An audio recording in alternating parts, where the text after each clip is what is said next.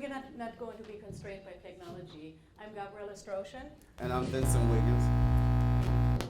And we're actually twins, and we'll tell you why in a minute.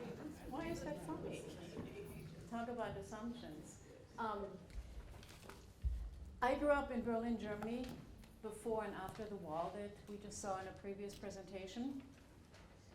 And when I came to Chicago in the mid-'80s, a friend of mine drove me to the West Side. Now, some of you may not know what the West Side is, but it's a black community that was instrumental during the civil rights movement, during the riots, and had been pretty much burned down at that time, the night Chicago burned.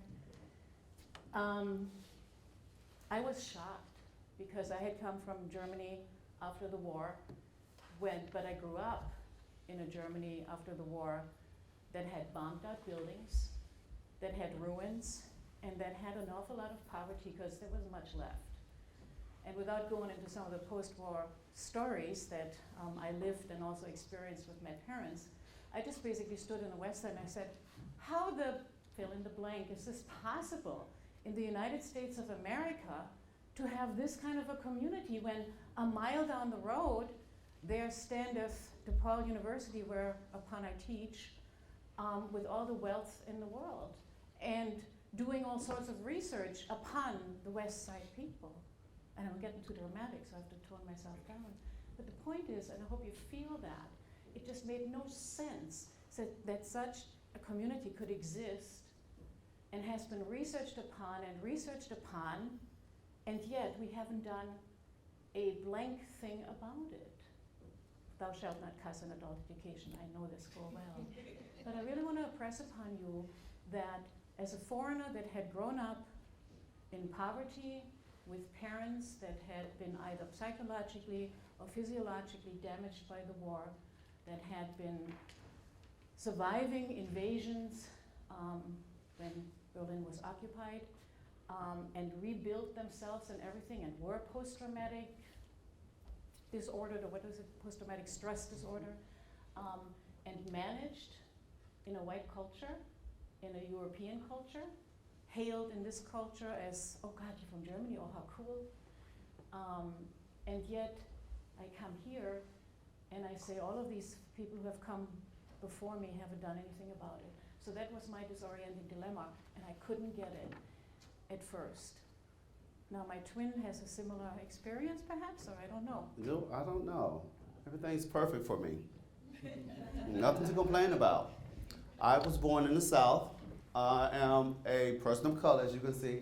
So one of the things that I've always been told, coming from a family being the first one to graduate, is that I wouldn't graduate, let alone go to college, let alone become a doctor in education. So it's always been a struggle for me to get to what I wanted to accomplish. I've always been silenced. I've always told that I was less than others. And so it really struck me as something that I continue to fight with and try to overcome. I'm also, as you can see, a person of color, but some people don't know because it doesn't show my sexual preference. I'm a gay male. And so what I do is I always struggle with my identity. And I always feel like I have to give voices to other voices that have been taken away from my other people that are similar to me, and as we talk about culture, identify as me. And so one of the things when I started working with Dr. G here is looking at how do I do that research? How can I validate the oppression that we keep experiencing, but yet we're always told that it's being changed and that we're always going in the right direction? How do we do that? How do we make that change? Can you help me with that? No, I can't, but I've been trying my darndest. The point is that you mentioned the word voices, and that is what bothered me the most in all the research that I was reading, that people were trying to give voices, to give empowerment, to empower other people, and to basically find out through our traditional systems of doing research in the social sciences that how we can identify the issues. And my point was like, well, just drive over with me to the West Side and they'll tell you. They tell you. They don't need research and statistics and all the things. Now, make no mistake about it. I'm not trying to put down, because I'm in the academy now, and I'm not only borderline academic, but I'm also a very reluctant academic, because I believe that we need to move to action. But this research business really bothered me, because in my world where I come, we just had to look again, research, look again, and really see. So we do a lot of looking in the academy, and we do a lot of researching, and we have standards, and some old Greeks and some old Italians came up with certain systematic ways of doing research, and we follow that, and we have to recite that, and we have to get our dissertations approved that way. But what are we going to do with that? How are we amplifying the voices that do exist? And so I became not only perplexed and annoyed over what was going on in the academy after, I'm a child from a poor working class family. I didn't think I'd ever make it to the ivory halls of knowledge and wisdom. But I was there, and I was underwhelmed. I was totally underwhelmed. Now, I love you all in this room. I'm not saying you all like that. I know we're here because we are passionate and we care. But we're stuck in paradigms. We're stuck in doing things the way you ought to do it because sometime a bunch of people, probably with privilege, agreed upon how thou shalt research. But we're not talking about how to make the heart tick or how to repair hands or things like that, where the natural science research and the scientific method is important. We're talking about social science. We're talking about us, people, human beings, my twin here, who have commonalities. Now, how do we research that and then move to action? And that became my mission. That became my total mission. Toward what end are we doing research? What do you think? I totally agree. So if you look, when we talk about whose reality, we're talking about how we construct the world. And what was said before is that the paradigm before was a long time ago. I just say it that way. So we really need to talk about how to make that shift. How do we do that? How do we approach it? In the past, when I've taken the scholar path, I've been told to disconnect myself from the research, leave myself outside of it. But can we really do that? Is that something that really can happen? And is it something that should be happening?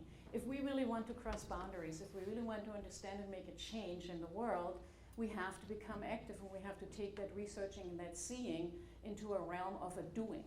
In other words, what good does it do us outside of getting tenure and maintaining our job to be writing a whole bunch of articles or books that sit around and collect dust?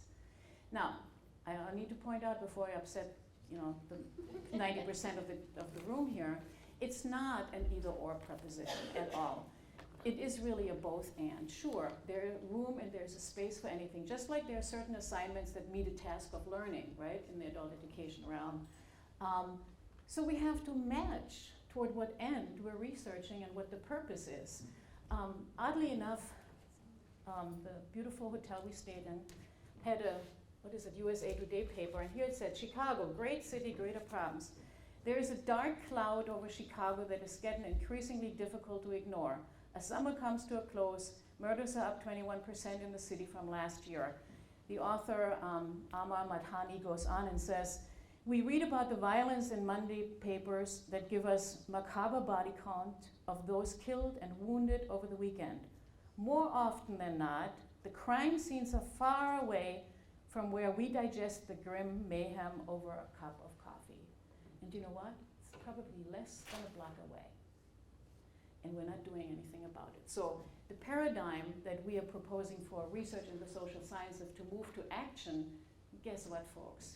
It is not having a paradigm, not having a model, not having an example, not tying ourselves to statistics. Are you a statistic? Somewhere you are. Am I a statistic? White chick from Germany. I am, right? But the point is, there are other voices that we can bring together and create a contextual way of doing research that moves us to action. And that's, I don't know where we are with the slides here. That's bringing the three together that we talked about. So Right. we talked about it from a personal perspective, but there's three things that we must focus on. That's the phenomenology, the spiritfulness, and the emancipatory education. And what does that all mean? Oh, you're looking at me for that? Yes, what does that all mean? Well, I had the great pleasure, and some of you in the room may know, to be a mentee of Dr. Sherman Stanage, who was a philosopher in phenomenology at Northern Illinois University in the heyday of adult education over there. And one of the things that stuck with me, you know how you get that one sentence, that one soundbite? Who do we teach? What do we teach? What is adult education? And of course, we had big debate and deep philosophical navel-gazing until Sherman said, we teach the person. Education means to lead. So we teach the individual. We don't teach subjects. We don't have to worry necessarily about all that, but we teach the adult, right? That is our subject. Now, if we teach a person, then Stanage also went on and he did a landmark book in 1987. You need to look up, I'll tell you about that later, but where he basically proposed a way of understanding yourself in a deep way beyond Mesereau's transformation and all those theories that we might know. But he really spoke about the fact that as an adult, as the researcher, as the educator, you need to first fully and deeply become aware of yourself. And you cannot do that by yourself. You become that in exchange with the other person. And phenomenology is not only hard to spell and to pronounce, it is also pretty tough to read, but I think on an intuitive level, it's one of those terms they use too, on an intuitive level, I think you get it when you sit with a person and you hear their story. You hear what they're saying, but you also have a reverberation in you. And in that exchange of those, as they might say in the 60s, vibes, that's when we create a reality among us. So the self-understanding and clarification of one's values and the feeling and knowing the other person is crucial in research. And you know what? I don't know how we can capture that statistically or in the traditional manner. So what does that mean, though, although we're talking about it from knowing the self and working with the participant of studies, that doesn't mean that I need to bring spirituality in. So why do you feel like that's so important? I think those might be something that could be dangerous if you're bringing spirituality into and that. Spirituality can be defined in many different ways, but Jiddu Krishnamurti really looked at spirituality at really understanding yourself in terms of your connection to a spiritfulness. So it's not just our mind and our emotions, but it's also our spiritfulness. And that's the level of sort of getting a person having that gut level. How do we translate that into research? I honestly don't know yet how to codify it, but it is something we ought to consider. So that's where the spiritfulness comes in. And of course, we have, we all know Paulo Freire. Say yes. Yes. Of course. And the emancipation, it's the emancipation of the mind. It is the becoming free. It is the becoming the human being that you need to be in fully understanding all the dichotomies that we have in the world and make a change and move to action. So our final word basically is we ought to stop being competitive in research. I think we need to be very transparent and clear on our values. Everything is contextual, and I really believe that this is nothing new, that we know this in our heart and soul and mind and spirit, and we just have to have the intestinal fortitude as researchers to look again and to truly see and to do something. And that's a tough thing to do, but we can talk about how we can join in that. Thank you. Thank you.